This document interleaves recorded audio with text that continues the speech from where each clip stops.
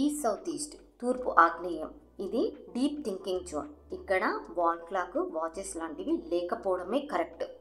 అందులోనూ round shape white colour wall clock ఉంటే 24 గంటలు మైండ్ లోపల టెన్షన్, యాంగ్జైటీ అనేది పెరుగుతుంది. ఒక కంక్లూజన్ అనేది రాదు.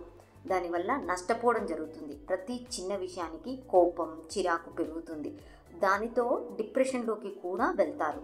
కాకపోతే ఇంట్లో ఎవరైనా సిఏ, లాయర్లు, ఎనాలిసిస్టులుగా పనిచేసే వాళ్ళు, ఏదైనా రీసెర్చ్ విభాగాల్లో పనిచేసే వాళ్ళు, అటువంటి చదువులు చదువుకునే పిల్లలున్న వారి ఎనాలిసిస్ బాగుండాలి, చర్నింగ్ బాగుండాలి అనుకుంటే ఈస్ట్ సౌత్ ఈస్ట్ తూర్పు ఆగ్నేయంలో రెక్టాంగిల్ షేప్, దీర్ఘచతురస్రాకారపు వుడెన్, బ్రౌన్, గ్రీన్ కలర్లో ఉండే వాల్ క్లాక్ని పెట్టండి. యూస్ఫుల్గా ఉంటుంది.